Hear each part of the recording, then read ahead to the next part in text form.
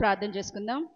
అందరూ మోకరించి కొన్ని నిమిషాలు మరి ప్రారంభ ప్రార్థన చేసుకొని మరి ఆరాధనని ప్రారంభించుకుందాం. మహాపరిశుద్ధుడు, మమ్మల్ని మిక్కిలిగా ప్రేమించున్న మా పరలోకపు తండ్రి, మీ యొక్క పరిశుద్ధ పాదాలకు స్తుతులు స్తోత్రాలు వందనాలు చెల్లించుకుంటున్నాను ప్రభువా. గడిచిన ఆదివారం నుంచి ఆదివారం వరకు మమ్మల్ని ఎంతో క్షేమంగాను సురక్షితంగాను కాపాడి ప్రభువా, నీ సన్నిధిలో ఈ విధంగా చేరి నిన్ను ఆరాధించడానికి ఇచ్చిన మహాకృపను బట్టి ధన్యతను బట్టి నీకు వందనాలు ప్రభువా. నాయన, ఆరాధన ఎంతటిని నీవు ఆశీర్వాదకరంగా జరిగించండి. రావాల్సిన ప్రతి బిడను క్షేమంగా త్వరితంగా మీరు తోడుకు రమ్మని వేడుకుంటున్నాను ప్రభువా. చేరువచ్చిన ప్రతి బిడ నిమిత్తం నీ సన్నిధిలో ప్రార్థిస్తున్నాం. ఎవరే సమస్యలతో బాధలతో నాయన హృదయ వేదంతో నీ సన్నిధికి వచ్చినారో వాటి నుండి వారికి విడుదల నెమ్మదిని మీరు దాయిచేయమని వేడుకుంటున్నాం. ఆరాధన అంతట్లో నీవే ఉండి మహిమ పొందండి. పాటల ద్వారా మీరు మహిమ పొందండి నాయన. పాటలు పాడే బిడ్డలను, వాయిద్యాలు వాయించే బిడ్డలను మీరు బలపరచమని సన్నిధిలో ప్రార్థిస్తున్నాం. ముఖ్యంగా నిరాశని నీ సిలువ చాటును మరుగుపరిచి మాకు కావలసిన చక్కటి వర్తమానాన్ని, హెచ్చరికలను మీరు దాయిచేయమని నీవే మహిమ పొందండి. నీ అద్భుత కార్యములు, అద్భుత సాక్ష్యములు మేము వినగలుగుటటువంటి నీ కృపను చూపించమని యేసు నామం పేరట బ్రతిమలాడి వేడుకొంచున్నాము తండ్రి, ఆమేన్. సర్వశక్తుడైన యేసు నాతో ఉండగా, దివ్యమైన సన్నిధి నా చుట్టూ నిండగా. సర్వశక్తుడైన యేసు నాతో ఉండగా, దివ్యమైన సన్నిధి నా చుట్టూ నిండగా. నిరీక్షణతో సాగగా ఎంత దూరమైనా, సమీపించనీయక చింతలేశమైనా. నిరీక్షణతో సాగగా ఎంత దూరమైనా, సమీపించనీయక చింతలేశమైనా. సర్వశక్తుడైన యేసు నాతో ఉండగా, దివ్యమైన సన్నిధి నా చుట్టూ నిండగా. సర్వశక్తుడైన యేసు నాతో ఉండగా, దివ్యమైన సన్నిధి నా చుట్టూ నిండగా. ఆకాశం మబ్బులతో నిండిపోయినా, ఆవేదన గుండెలని పిండి వేసినా. ఆకాశం మబ్బులతో నిండిపోయినా, ఆవేదన గుండెలని పిండి వేసినా. నిరీక్షణతో సాగగా ఎంత దూరమైనా, సమీపించనీయక చింతలేశమైనా. నిరీక్షణతో సాగగా ఎంత దూరమైనా, సమీపించనీయక చింతలేశమైనా.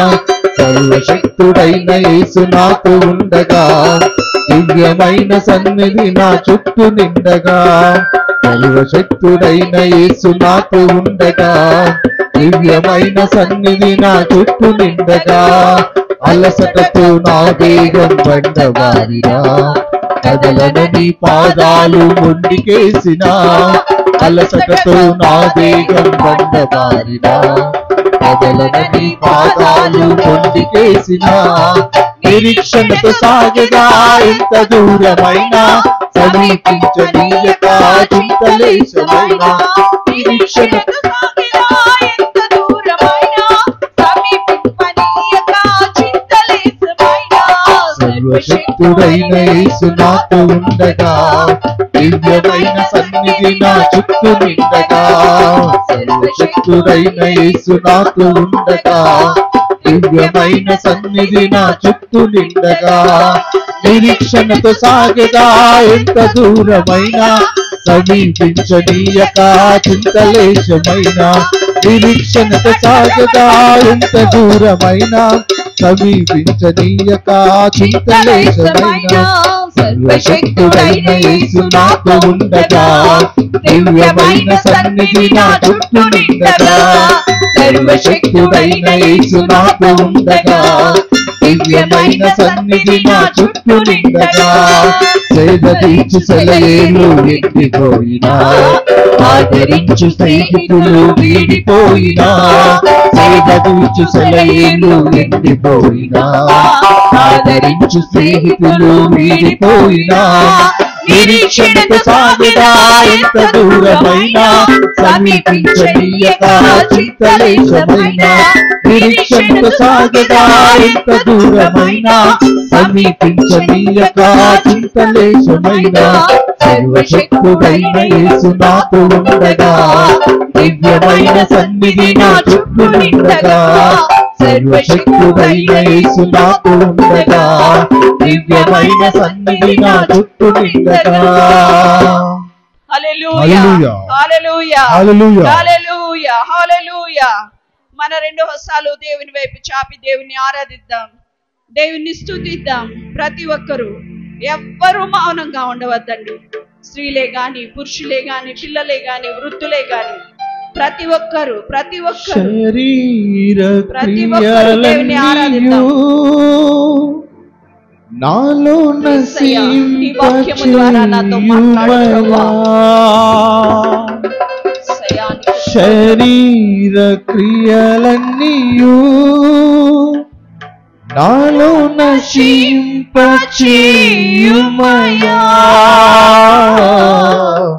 జీవనదిని నా హృదయములో ప్రవహింపచేయుమయా. ప్రతి ఒక్కరు పాడదాం.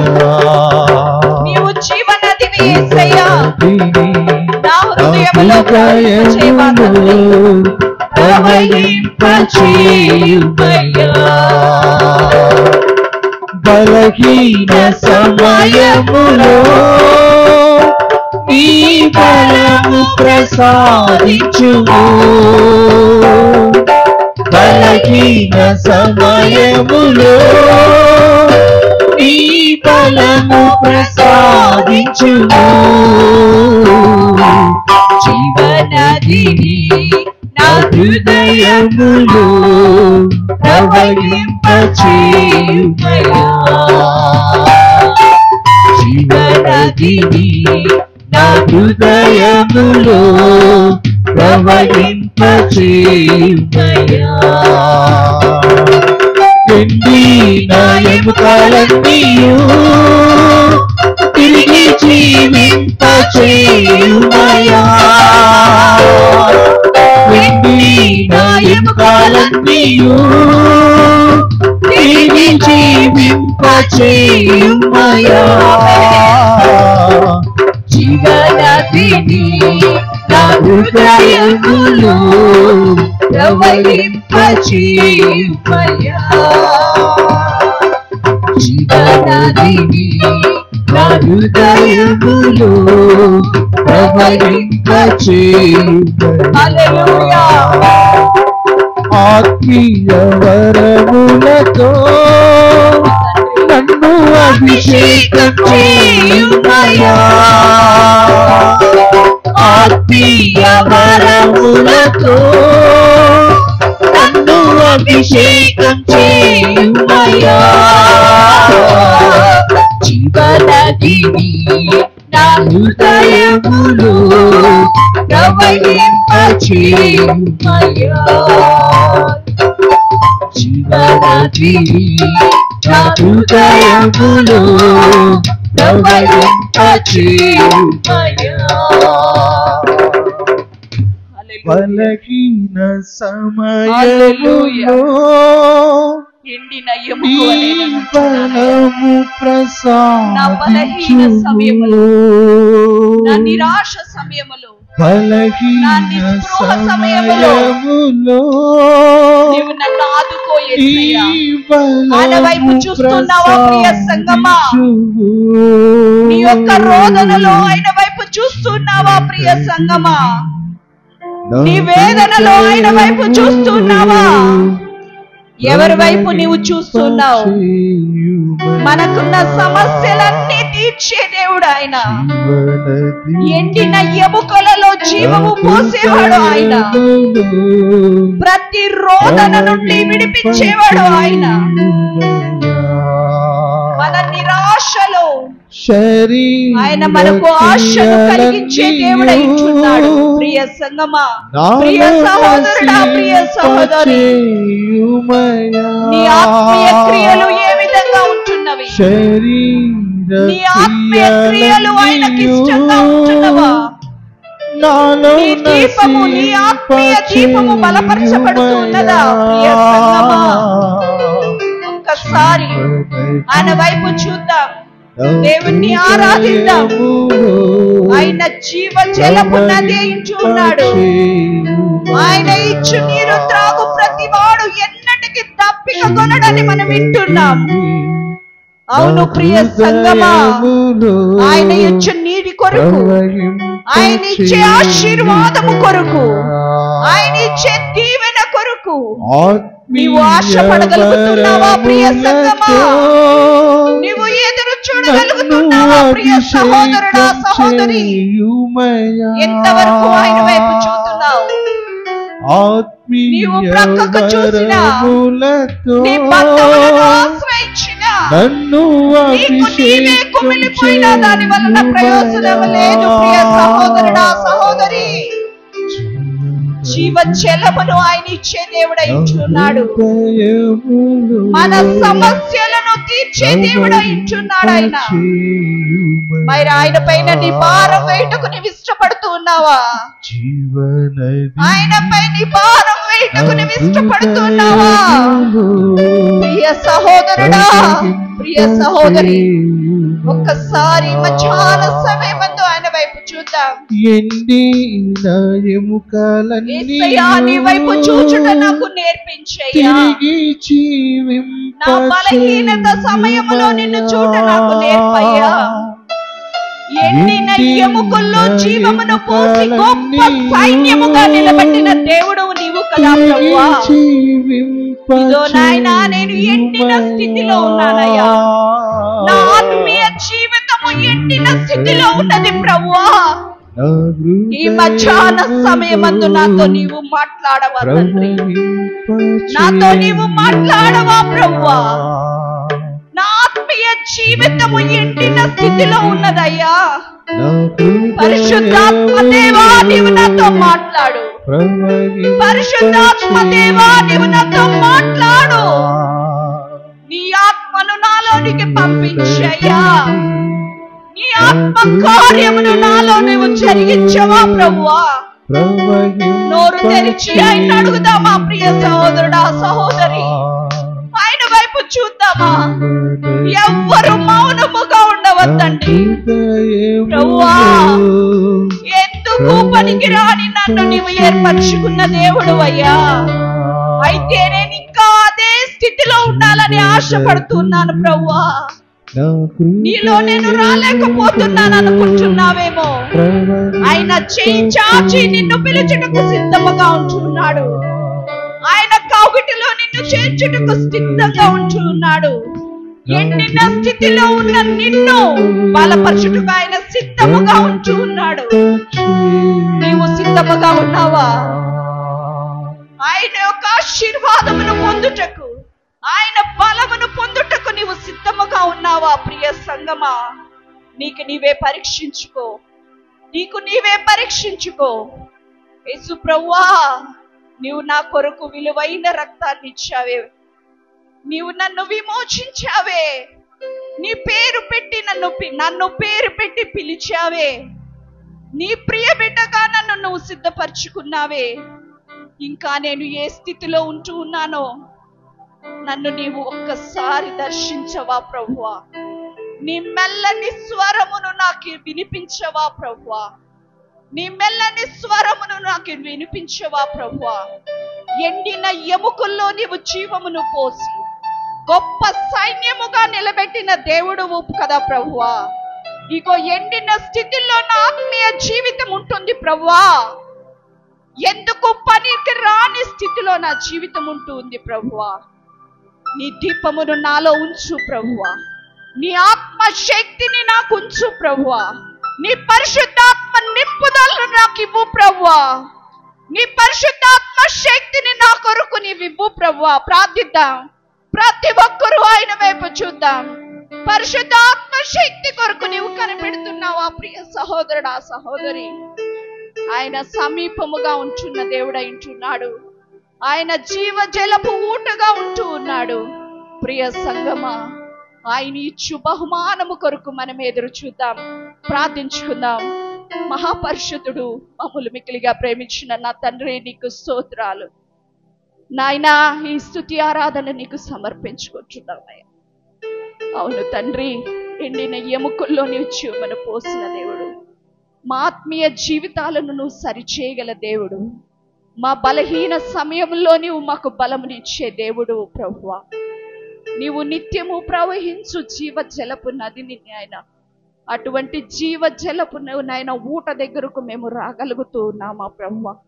ఈ మధ్యాహ్న సమయమందు మాకు మేము పరీక్షించుకునేటువంటి కృపను మీరు మాకు దాయిచ్చేయమని వేడుకుంటున్నాం. ఇగో ప్రభువా, ఇప్పుడు వాక్యంలోనికి మేము వెళ్తుండగా తండ్రి, వాక్యము ద్వారా మీరు మాతో సూటిగా మాట్లాడమని వేడుకుంటున్నానయ్యా. వినగలిగే చెవులను, గ్రహింపగలిగే ఆత్మను మీరు మా కొరకు దాయిచ్చేయండి. నీ దాసుని నీవు ఎత్తి పట్టమని వేడుకుంటున్నాను ప్రభువా. నీ దాసుని నీవు ఎత్తి పట్టమని వేడుకుంటున్నానయ్యా. నీ సిలువ చాటును మరుగుపరచమని వేడుకుంటున్నానయ్యా. ప్రతి ఒక్కరికి నీ వాక్యము వినబుద్ధిని మీరు దాయిచ్చేయమని వేడుకుంటున్నానయ్యా. నిద్రాశక్తులను, అల్లరి శక్తులను మీరు బంధించమని వేడుకుంటున్నాను ప్రభువా. ప్రతి ఒక్కరికి వాక్యము నాయన ఆశీర్వాదకరంగాను దీవెనకరంగా ఉండుటకు నువ్వు కార్యము చేయమని వేడుకుంటున్నాను.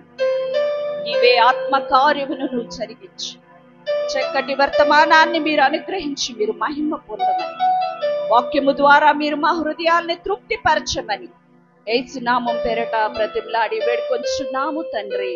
ఆమేన్, ఆమేన్. దయచేసి అందరూ కూర్చుందాం. హల్లెలూయా. లేటుగా వచ్చిన వారికి హల్లెలూయా.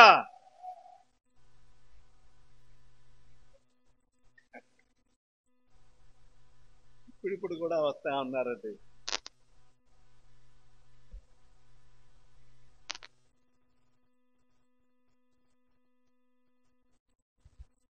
దేవుడు వాక్యం వినే ఈ సదవకాశాన్ని దేవుడు మనకు అనుగ్రహించినందుకు దేవునికి వందనాలు తెలియజేస్తూ ఉన్నాను.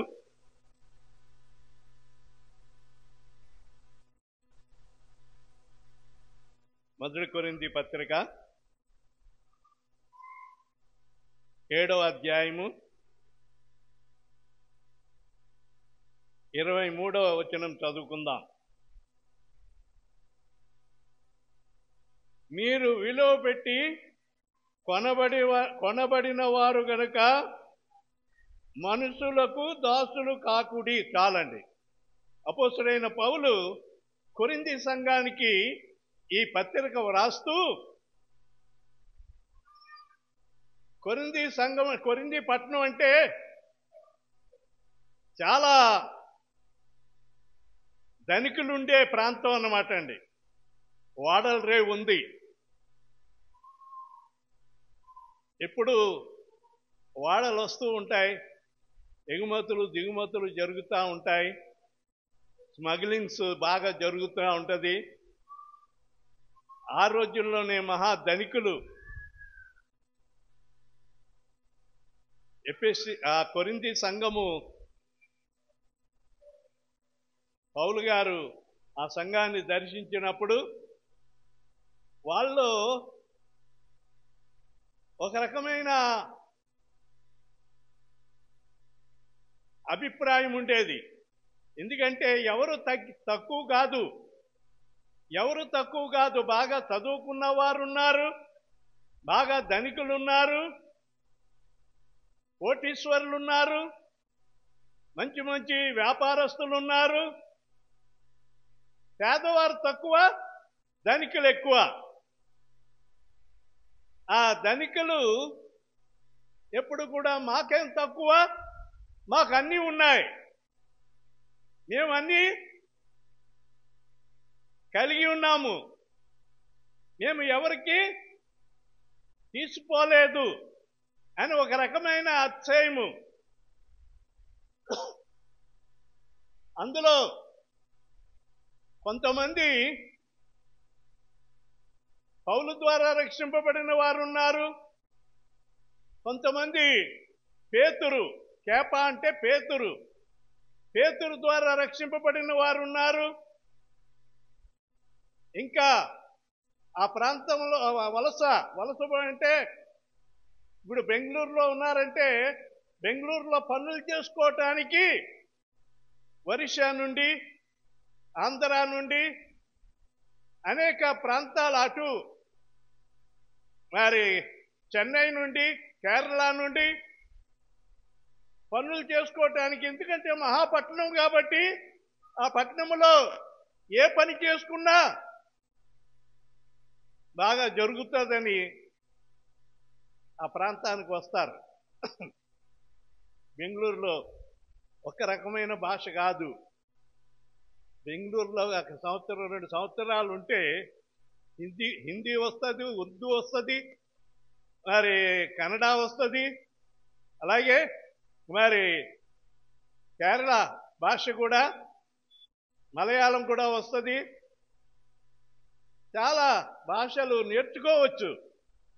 చక్కగా ఎటువంటి వాళ్ళైనా మంచిగా బ్రతకొచ్చు అని చెప్పి ఎక్కువ మంది ఒరిస్సా నుండి, భువనేశ్వరి ఆ ప్రాంతం నుండి బెంగళూరు వస్తూ ఉంటారు బతుకు తెరువు కొరకు. అలాగే ఈ కొరింథీ పట్టణానికి అనేక ప్రాంతాల నుండి పనుల నిమిత్తం వచ్చిన వాళ్ళు కూడా ఉన్నారు. ఆ సంఘములో పెద్ద సంఘము. మరి అందరూ కూడా రాటుదేరిన వారు, దిట్టమైన వారు. వారిని సాధుపరచడానికి సామాన్యులు పనికిరారు. బాగా ధర్మశాస్త్రము బాగా తెలిసి ఉండాలి, దేవుని వాక్యము క్షుణ్ణముగా తెలిసిన వారై ఉండాలి. వాళ్ళని సాధుపరచడానికి, విశ్వాసములో బలపరచడానికి అపోస్తలుడైన పౌలు చాలా ప్రయాసపడ్డాడు. చాలా ప్రయాసపడి వారిని హెచ్చరించాడు, ఒక పత్రిక వ్రాశాడు. అలాగే 2వ పత్రిక కూడా వాళ్ళని బలపరచడానికి 2వ పత్రిక కూడా వ్రాశాడు. ఇక్కడ ఈ మాట చాలా విలువైన మాట. మీరు విలువ పెట్టి కొనబడిన వారు కనుక మనుషులకు దాసులు కాకుడి. విలువ పెట్టి కొనబడిన వారు. ఏమండి, వీళ్ళేమన్నా డబ్బులు పెట్టి కొనబడ్డారా? పౌలు గారు ఆ మాట వ్రాస్తున్నాడంటే యేసు రక్తముతో కొనబడిన వారు వీరు. విలువైన అమూల్యమైన రక్తము ద్వారా కొనబడిన సంఘము. అందులో ఎక్కువ తక్కువ అనేమీ లేదు. గొప్పవారిని ఒక రకంగాను, పేదవారిని ఒక రకంగాను ఆయన కొనలేదు. అందరి కొరకు ఆయన శిలువ మీద రక్తం చిందించాడు. అపవాది యొక్క సంకెళ్ళ నుండి విడిపించడానికి ఆయన విలువ పెట్టి కొన్నాడు. ఒక మాట మీకు అర్థం అవటానికి చెప్తాను. ఒక బోయవాడంటే పక్షులను వేటాడేవాడు, పక్షులను పట్టేవాడు. అరణ్యములోకి వెళ్ళి వల వేసి అనేక పక్షులను తన బుట్టలో వేసుకున్నాడు. ఆ బుట్టలో అనేక రకాలైన పక్షులు ఉన్నాయి. మంచి జాతి పక్షులు ఉన్నాయి, కొంచెం తక్కువైన పక్షులు ఉన్నాయి. అన్నీ కూడా ఆ బుట్టలో ఉండి ఉచ్చు వేసి బిగించేశాడు. చాలా పక్షులను పట్టేశాడు. సాయంకాలం వరకు పక్షులు పట్టేశాడు. ఎంతో హ్యాపీగా, నేను చాలా ఈ దినమున పక్షులను అన్నిటినీ బాగా సంపాదించాను, నేను మంచి ధర, మంచి రేట్ వస్తుందని చెప్పి హ్యాపీగా అడవిలోంచి రోడ్డుకు వస్తా ఉన్నాడు. ఆ రోడ్డులో ఒక పెద్ద ఆయన నిలబడి, ఏమయ్యా ఇట్రా అన్నాడు. ఏం బాబు, ఏమి ఎన్ని పక్షులు పట్టావు ఏమి అని అంటే, చాలా ఉన్నాయండి, రకరకాల పక్షులు ఉన్నాయి అని చెప్పాను అన్నాడు. అయితే నీ బుట్టలో ఉన్న ఆ పక్షులన్నీ, కొన్ని కాదు అన్నీ కూడా నేను కొంటాను. ఎంత చెప్పానంటే, బాబు ఇవన్నీ కావాలంటే చాలా ఖరీదు అవుతుంది బాబు అని. ఎంత ఖరీదైనా నీవు 10 రూపాయలు ఎక్కువే తీసుకో, కానీ అవన్నీ ఒకటి కూడా ఇవ్వకుండా అన్నీ కూడా నాకు ఇచ్చేయాల అని చెప్పి అన్నిటికీ కూడా వెల ఇచ్చి ఆ పక్షులను కొన్నాడండి. కొని అవన్నీ తను తీసుకుని ఒక్కొక్కటి విడిచిపెట్టేస్తా ఉన్నాడు. అప్పటి వరకు ఆ పక్షులు ఆ బుట్టలో ఉండి అరుస్తా ఉన్నాయి, అయ్యో మమ్మల్ని రక్షించే వాళ్ళు లేరా, అయ్యో మమ్మల్ని కాపాడే వాళ్ళు లేరా, అయ్యో మేము ఈ బుట్టలో నుండి ఈ చెరలో నుండి మమ్మల్ని ఇడిపించేవారు లేరా అని కేకలు వేస్తా ఉన్నాయి. అయితే ఒక పెద్ద ఆయన వచ్చి ఆ పక్షులన్నీ వెలిచ్చి కొనేశాడు. కొనేసి ఏం చేస్తా ఉన్నాడంటే అన్ని ఇడిచిపెట్టేస్తా ఉన్నాడు. ఆ బోయవాడు, ఏం పెద్ద అయినా నువ్వన్నీ కొని ఇడిచిపెట్టేస్తున్నావు ఏంటి అని అంటే, నా ఇష్టము, నేను నీ దగ్గర విలువ పెట్టి కొన్నాను, ఇవి ఇప్పుడు స్వతంత్రం అయిపోయినాయి, ఇవి నేను వాటిని విడిపించడానికి వెల ఇచ్చాను, ఇక నువ్వు ఆ వెల తీసుకుని నోరు మూసుకుని వెళ్ళు, నా ఇష్టం వచ్చాడ ఆ పక్షులన్నిటినీ విడిచిపెడతానని చెప్పి అన్నిటినీ కూడా విడిచిపెట్టేశాడు. ఒక్కదాన్ని కూడా చంపలేదు, అన్నిటినీ విడిచిపెట్టేశాడు. అర్థమైందండి నేను చెప్పిన ఈ సాదృశ్యము? అలాగే ప్రియమైన వారలారా, సర్వలోకములో ఉన్న మానవులందరినీ కూడా అపవాది బంధించేశాడు. పాపపు కట్లు సంఖ్యలు వేసి ప్రతి మానవుని చిన్న పసి బిడ్డను మొదలుకొని వృద్ధుల వరకు ఆడవారిని మగవారిని అందరినీ కూడా, ఇందులో ధనికులని లేదు పేదవారని లేదు, అందరు కూడా మంచి పక్షులు ఉన్నాయి, మరి నీచమైన పక్షులు ఉన్నాయి. అయితే అన్నిటికీ ఒకే రకమైన వెల, ఒకదానికి ఒక రకం అలాగే ఇవ్వలేదు. ఆ పక్షులన్నిటికీ కూడా ఈయన వెలగట్టి ఇచ్చేశాడు. అలాగే యేసు ప్రభు వారు కూడా మనల్నందరినీ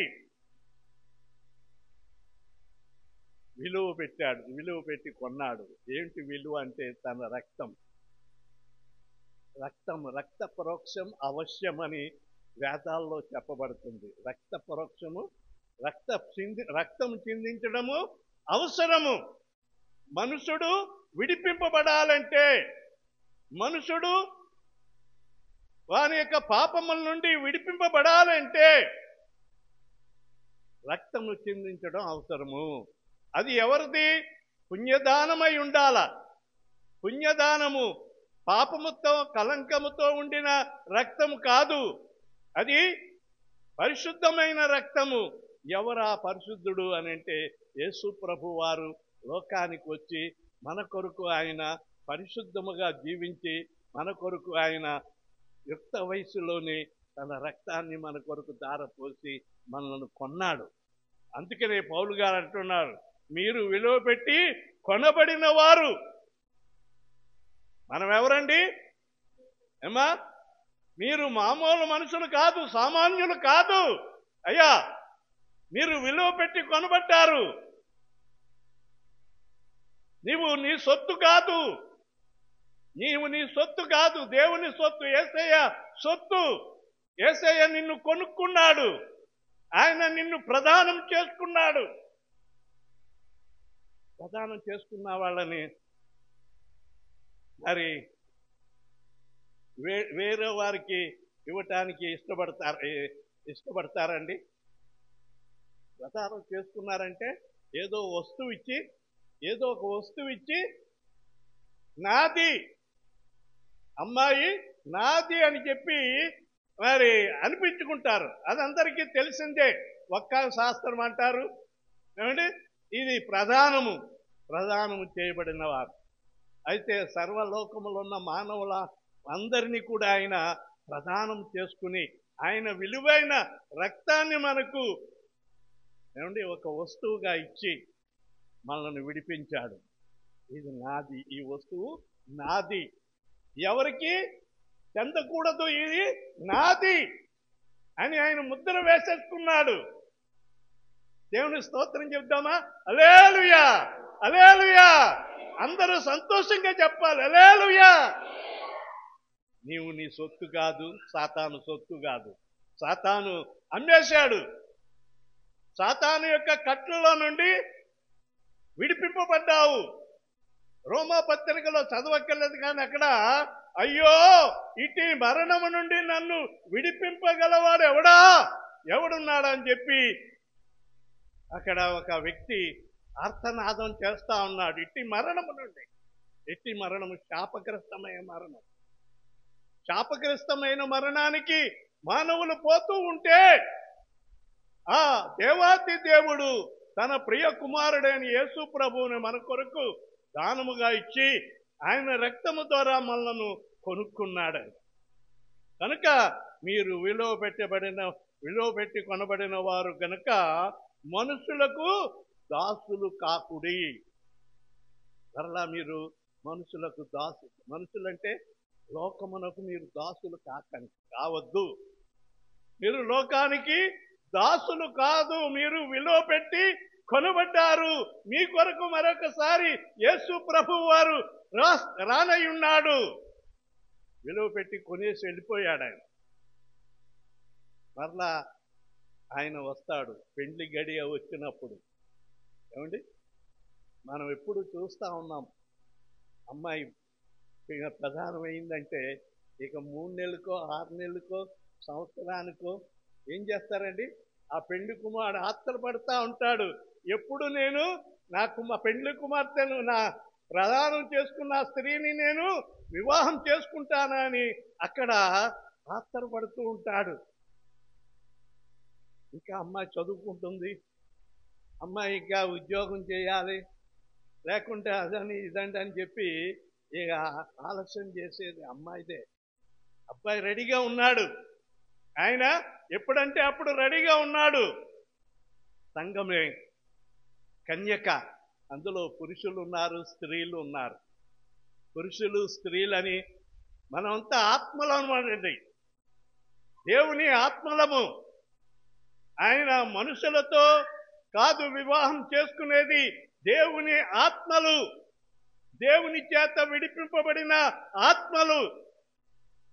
ఆయన కొరకు నీవు కనిపెట్టవలసింది, ఆయన నీ కొరకు కనిపెడుతున్నట్టుగా నీవు ఆయన కొరకు కనిపెట్టాలి. ఆయన ఆలస్యమయ్యాడని, రావటం లేట్ అయిందని నీవు పక్క చూపులు చూడటానికి వీల్లేదు.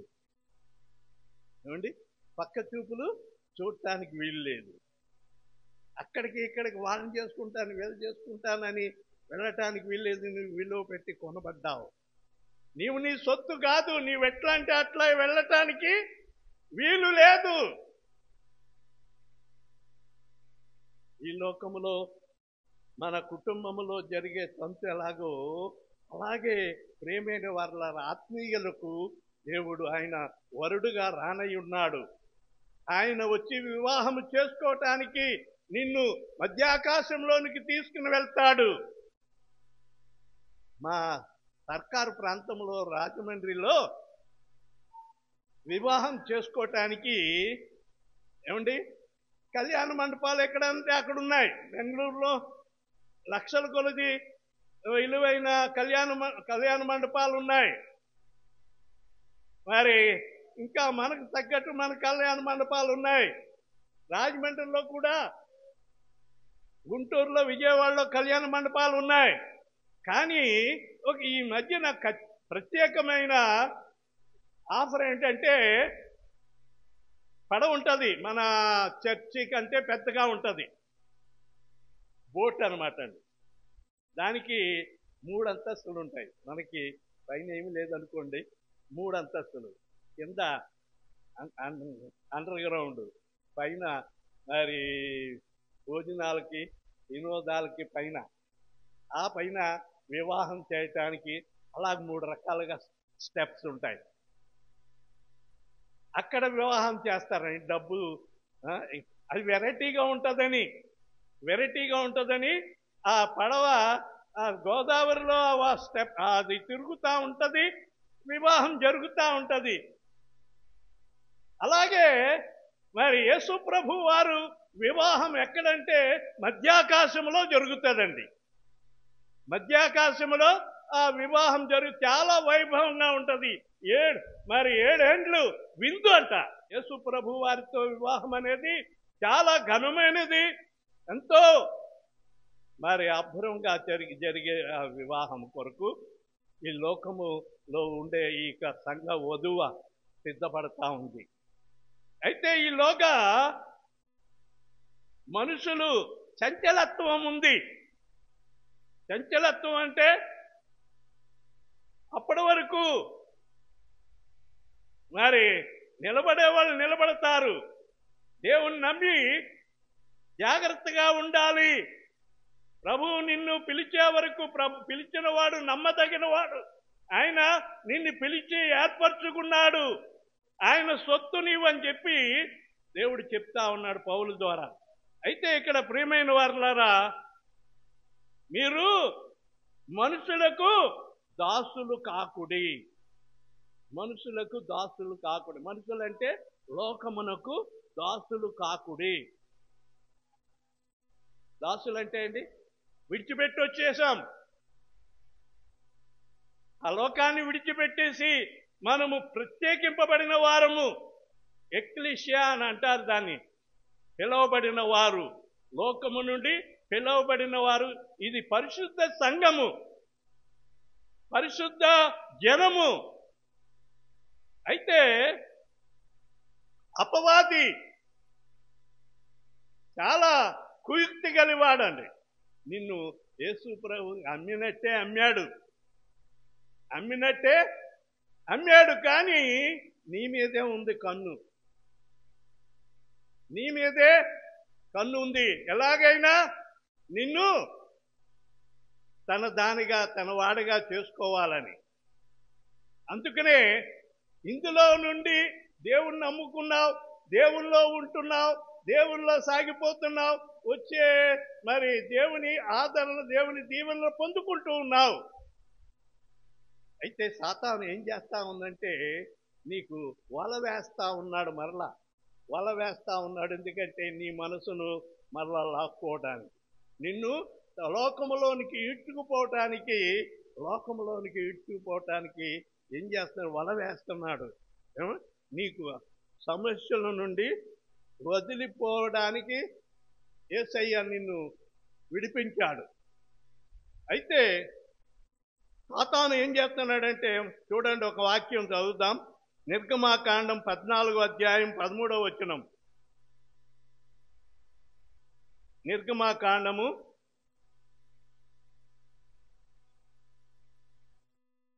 14వ అధ్యాయము 13వ వచనము. దానికి ముందుగా 3వ వచనం చదువుదాం. ఫరో ఇశ్రాయేలును గూర్చి, వారు ఈ దేశములో చిక్కుబడి ఉన్నారు, అరణ్యము వారిని మూసివేసేనని అనుకోనేను. చాలండి. ఇశ్రాయేలీయులు, దేవుని ప్రజలైన ఇశ్రాయేలీయులు ఐగుప్తులో బానిసలుగా ఉన్నప్పుడు 43 ఏండ్లు బానిసలుగా ఉన్నారటండి. తక్కువ కాదు. అక్కడ ఆ బానిసత్వంలో నలిగిపోయారు. ఈ బుట్టలో ఈ పక్షులు ఎలాగో ఆర్తనాదములతో కేకలు వేసినాయో అలాగా ఆ ఐగుప్తు దేశములో దేవుని ప్రజలైన ఇశ్రాయేలీయులందరూ కూడా దేవునికి మొరపెట్టుకుంటూ ఉన్నారు. దేవా, ఈ బానిసత్వం నుండి విడిపించవా దేవా అని చెప్పి దేవునికి మొరపెట్టుకుంటూ ఉన్నారు. అయితే వారి మొర ఆలకించి నిర్గమాకాండం 3వ అధ్యాయంలో వారి మోషేను ఏర్పాటు చేసుకుని ఐగుప్తు దేశంలో ఉన్న తన ప్రజలైన వారిని విడిపించడానికి నాయకుడిగా మోషేను నిలబెట్టాడు దేవుడు. వారి మీదకి 10 తెగుళ్ళు రప్పించి ఎలాగైతే ప్రాణం అయితే పెట్టలేదు కానీ యేసు ప్రభు వారిలాగా ఆయన పోరాడాడండి. చివరికి మరి తొలి సంతానం చనిపోవటం, ఐగుప్తీయులతో తొలి సంతానం చనిపోవటము జరిగినప్పుడు రాజు కూడా, ఫరో కూడా భయపడిపోయి మీరు మీ యొక్క దేవుణ్ణి సేవించడానికి మీరు వెళ్ళిపోవచ్చు అని చెప్పి పర్మిషన్ ఇచ్చేశాడు. వెళ్ళటానికి ఒప్పుకున్నాడు.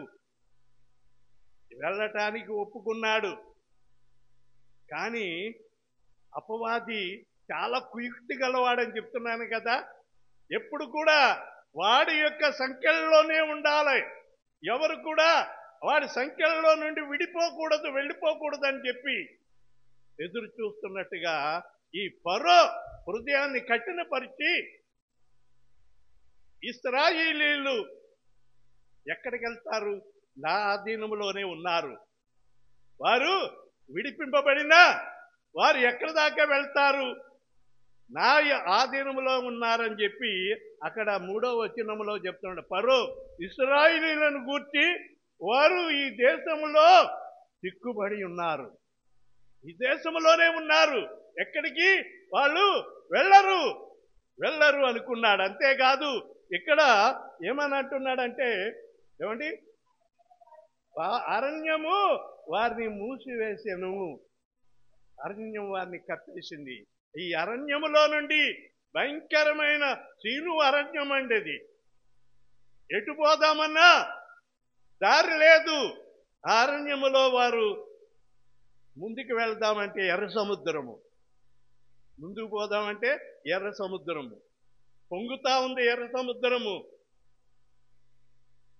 ఆ ఎర్ర సముద్రాన్ని చూశారు, వెనకాల ఫరో సైన్యాన్ని చూశారు.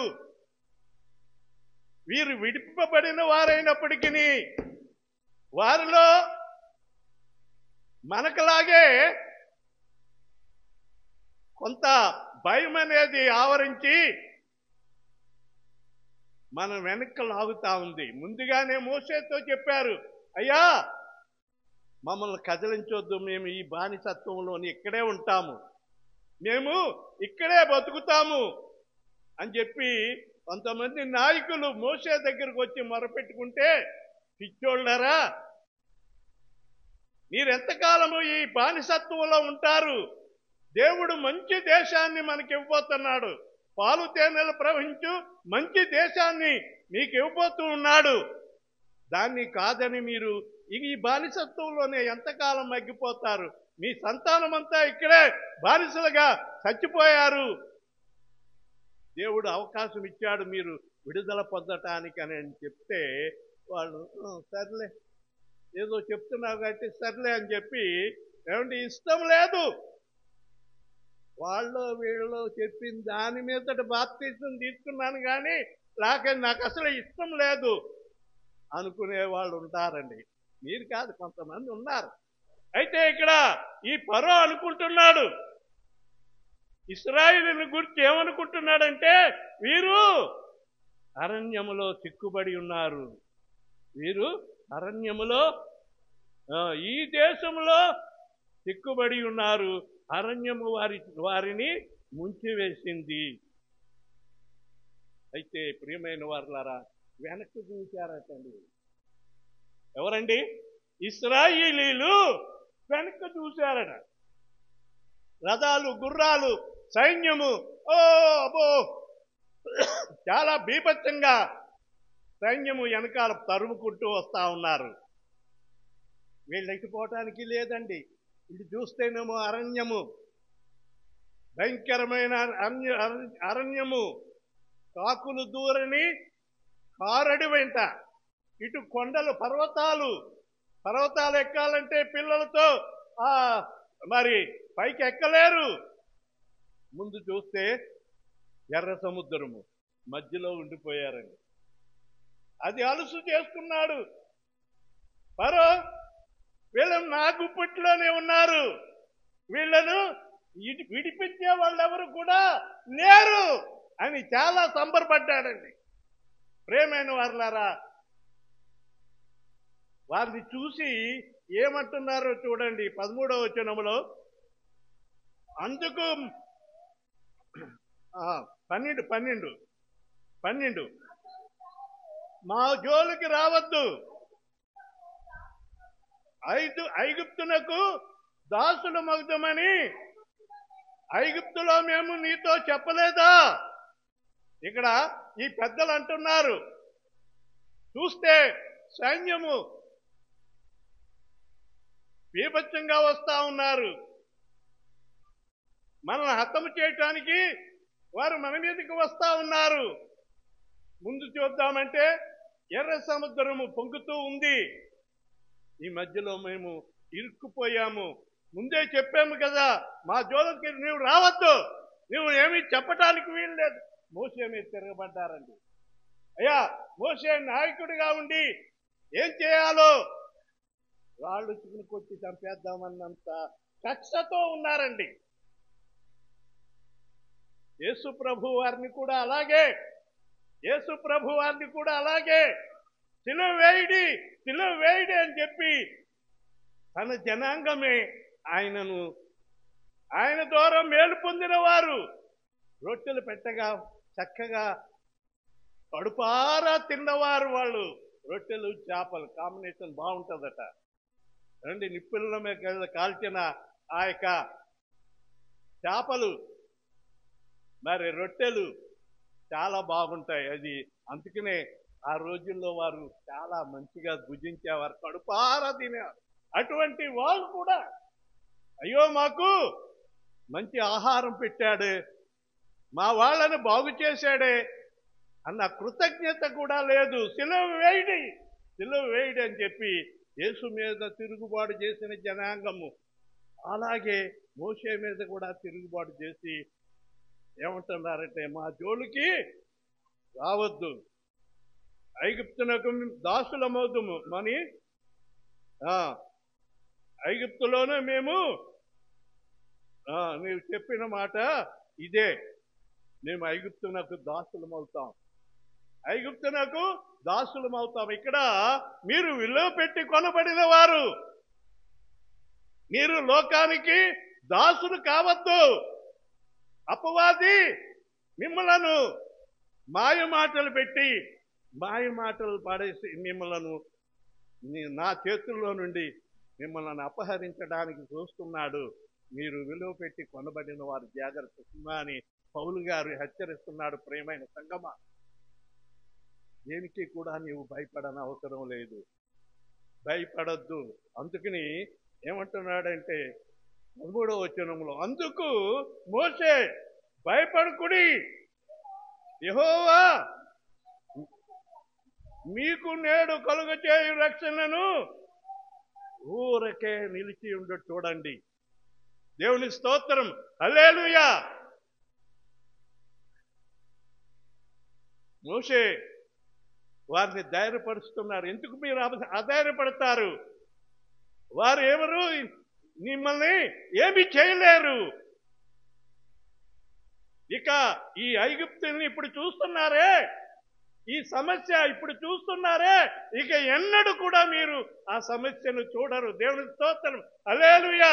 మోషే ఖండితంగా చెప్తున్నాడు. ఎందుకు భయపడుతున్నారు? మీ సమస్య చిన్నదే, ఆ సమస్యకు మీరు ఏమైపోతుందా అని చెప్పి మీరు అధైర్యపడుతున్నారు, భయపడుతున్నారు. భయపడకండి. యెహోవా మీకు నేడు కలుగచేయు రక్షణను ఊరక నిలిచి చూడుడి.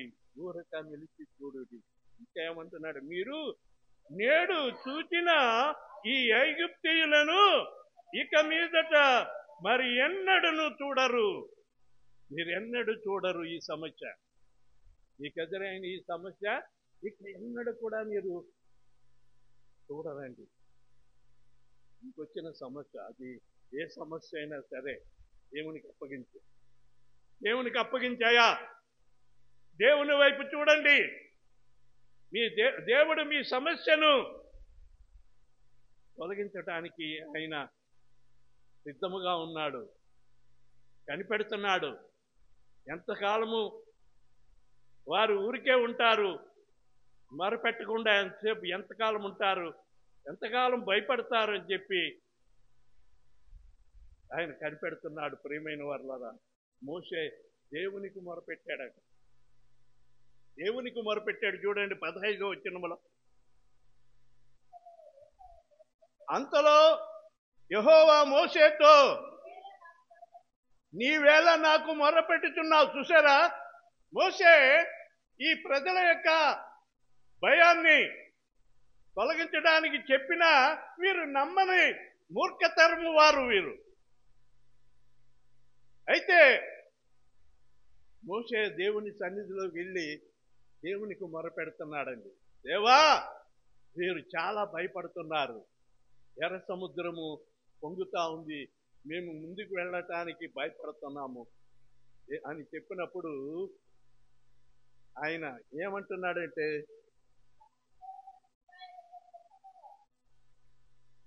యెహోవా మోషేతో, నీవేళ నాకు మొర్రపెట్టుచున్నావు, సాగిపొండి అని ఇశ్రాయేలుతో చెప్పుము. నీవు నీ కర్రను ఎత్తి ఆ సముద్రము వైపు చేయి చాపి దాని పాయలుగా చేయము. అప్పుడు ఇశ్రాయేలు సముద్రం మధ్యన ఆరిన నేల మీద నడిచిపోదురు అని చెప్పి దేవుడు మోషేకు చెప్పినప్పుడు మోషే వాళ్ళని నడవండి, మీరు ఎర్ర సముద్రం పాయలైంది, నడవండి అని చెప్పి ఆ కర్ర ఆ సముద్రం మీద చాచినప్పుడు అది 2 పాయలైపోయిందంటే దేవుని స్తోత్రం, హల్లెలూయా. ఆ సమస్య 2 పాయలైపోయింది. అప్పటి వరకు అది భయంకరంగా కనబడింది, పొంగుతూ పొంగుతూ. ఇప్పుడు కొత్త గోదావరి, మాకు గోదావరి ఉంటుందండి, ఎలా ఉంటుందంటే ఫుల్గా అంచుల వరకు ఇక్కడ వరకు ఉంటుంది అనమాట అండి. గట్టిది ఇక్కడ వరకు ఫుల్గా ఉంటుంది. అడవిలోంచి మాలను కొట్టుకుని వచ్చేస్తూ ఉంటాయి, జంతువులు కొట్టుకొచ్చేస్తూ ఉంటాయి, చచ్చిన శవాలు కొట్టుకుని వచ్చేస్తూ ఉంటాయి. చాలా బీభత్సంగా ఆ ఒడిగా వస్తూ ఉంటాయి, సుడిగుండాలు తిరుక్కుంటూ. ఆ యొక్క చూడటానికే అనేక మంది ఆ గోదావరి ఒడ్డుకు వచ్చి ఆ వింతను చూస్తూ ఉంటారు. అలాగా ఈ ఎర్ర సముద్రము మరి పొంగుతూ మరి ప్రవహిస్తూ ఉంటే మోషే, దేవుని సేవకుడైన మోషే ప్రార్థన చేసి తన చేతిలో ఉన్న కట్టెను ఆ సముద్రం వైపు చాపగానే అది 2 పాయలైపోయిందండి. దేవుని స్తోత్రం, హల్లెలూయా. విడిపోయింది, అటు గోడలాగా ఇటు గోడలాగా, మధ్యలో ఆరిన నేల కనబడిందట. దేవుని స్తోత్రం, హల్లెలూయా. అదే ఇక్కడ నీవు నీ కర్రను ఎత్తి ఆ 16వ వచనములో సముద్రం వైపు నీ చేయి చాపి దాన్ని పాయలుగా చేయము. అప్పుడు ఇశ్రాయేలీయులు సముద్రం మధ్యన ఆరిన నేల మీద నడిచిపోదురు. ఇశ్రాయేలీయులందరూ కూడా ఆరిన నేలలో ఎర్ర సముద్రం దాటి వాళ్ళు వెళుతూ ఆ సముద్రములో మధ్యలో ఉన్న ఆ రాళ్ళు 12 రాళ్ళు తీసి, బాండ్రాళ్ళు లాంటివి, ఆ సముద్రంలో ఆ రాళ్ళు తీసి గట్టు మీద బలిపీఠం కట్టి దేవునికి బలి అర్పించారటండి. దేవుని స్తోత్రం, హల్లెలూయా. ఈనాటికి కూడా ఆ బలిపీఠము, ఆ రాళ్ళ కట్టడము అక్కడ కనబడుతుందని చెప్పి వెళ్ళిన వాళ్ళు చెప్తూ ఉంటారండి. ప్రియమైన వారులారా, అది దేవుని సూచనగా అక్కడ కనబడుతుంది. నీకు దేవుడు జయము కలుగజేసినప్పుడు నీవు దేవుని సన్నిధిలో నిలబడి దేవుని వైపు చూడు, దేవునికి సాక్షిగా నిలబడు. ప్రియమైన సహోదరి, సహోదరుడా, సాతాను కల్పించే మాటలకు మనం ఏమి జడవకుండా, లోకానికి మనం దాసులు కాకుండా, అపవాదికి మనం దాసులు కాకుండా మనము దేవుని వైపు చూడాలి. ఎందుకంటే మనం ఎవరము? విలువ పెట్టి కొనబడిన వారము. నీవు ఏ హాని చేసుకోవటానికి వీల్లేదు. ఎందుకంటే నీవు నీ సొత్తు కాదు, నీవు విలువ పెట్టి కొనబడిన దానవు, కొనబడిన వాడు. నీ శరీరంలోనికి ఏ విధమైన మత్తు పానీయాలు వెళ్ళకూడదు. ఎందుకంటే ఇది శరీరం నీది కాదు, నీ దేవునిది. నీ దేవుడు కొనుక్కున్నాడు ఈ శరీరము. దేవుని కొరకు, దేవుని మహిమ కొరకై వాడబడాలి, కానీ ఏ మత్తు పానీయాలు దీంట్లోనికి వెళ్ళకూడదండి. కనుక నేను ముగిస్తున్నాను. నీవు విలువ పెట్టి కొనబడ్డావని, మరి నీవు లోకానికి దాసురాలు కాకూడదు, దాసుడవు కాకూడదు. దేవుని మహిమార్థమై దేవుడు నిన్ను పిలిచే వరకు కూడా నమ్మకముగా దేవుని వైపు చూడు. నీ సమస్యలన్నీ కూడా దేవుడు తీర్చుతాడు. ఇశ్రాయేలీయుల యొక్క సమస్య ఏమిటంటే, ఫరో ఐగుప్తు దేశము వారికి మరి సమస్యగా ఉన్నప్పుడు వారు దేవుని వైపు చూశారు. దేవుడు వారికి పట్ల అద్భుతమైన కార్యం చేశాడు. నీ పట్ల కూడా అద్భుతమైన కార్యం చేస్తాడని చెప్పి నా మాటలు ముగిస్తున్నాను. దేవుడి మాటలు దీవించుగాక. ఆమేన్. ప్రార్థన చేసుకుందాం. పరిశుద్ధుడైన మా పరమ తండ్రి, నీ పరిశుద్ధ పాదములకు అనేక వందనాలు, స్తుతులు చెల్లిస్తూ ఉన్నాము. ఇంతవరకు ఆరాధనలో మీరు ఆధిపత్యం వహించి చక్కని వర్తమానము మీరు మాకు నాయన తెలియచేసినారయ్యా. అవును నాయన, మా స్థితి ఏమో మీరు మాకు బయలుపరిచారు. మేము విలువ పెట్టి కొనబడిన వారమని నాయన నీవు మాకు తెలియచేస్తున్నావు. నాయన మా ప్రభువా, మేము మా సొత్తు కాదు, మా ఇష్టం వచ్చేట్టుగా జీవించడానికి ఈ యొక్క నాయన ఆత్మను నాయన నీ కొరకు మా ప్రభువా, నీ కొరకు ఎదగాలి, నీలో బలపడాలి నాయన. ధైర్యముగా నీ వైపు చూడగలిగే అట్టి విశ్వాసము నాకును మాకును నాయన వాక్యం విన్న ప్రతి ఒక్కరిని మీరు బలపరిచి నీలో స్థిరపరచమని మనం చేస్తున్నాం. ప్రతి ఒక్కరిని నాయన నీ అరిచేతిలో చెక్కుకొనవలసిందిగా మనం చేస్తున్నాం. కూడి వచ్చిన ప్రతి ఒక్కొక్కరిని పేరు పేరున నీ పాదాలకు అప్పగించుకుంటూ ఉన్నాను. నీ సన్నిధిలో సమర్పింపబడిన కానుకలను మీరు అంగీకరించి అనేక రెట్లు ప్రతిఫలము వారికి దయచేయండి. నీ సన్నిధికి తెచ్చి ఏం తెచ్చి నిన్ను గనపరిచినారో వాటిని బట్టి వారిని దీవించండి. మా ముందున్న కార్యక్రమాలన్నీ నీ మహిమార్థమై జరిగించండి.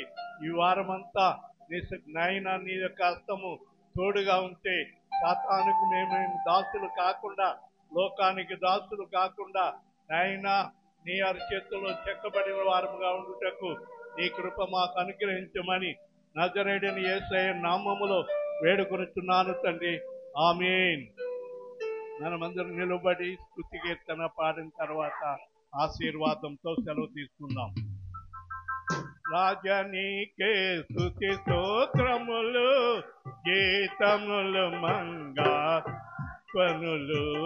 రాజనీకే స్తుతి స్తోత్రములు, గీతములు మంగళ ధ్వనులు. శుభము శుభము శుభము నిత్యము. హల్లెలూయా ఆమేన్ ఆమేన్. శుభము శుభము శుభము నిత్యము. హల్లెలూయా ఆమేన్ ఆమేన్. స్తోత్రించుము మాకు తండ్రి, సత్యముతో ఆత్మతో ఎప్పుడు. ఆమేన్. మన తండ్రి అయిన దేవుని ప్రేమ, ప్రభువైన యేసుక్రీస్తు వారి యొక్క కృప, పరిశుద్ధాత్మ యొక్క నిత్య సహవాసము, సమాధానం కూడి వచ్చిన మనకును సకల పరిశుద్ధులకు సదాకాలము తోడయుండును గాక. Amen amen. Praise the Lord. దేవుడు మిమ్మల్ని దీవించుగాక. ఆమేన్.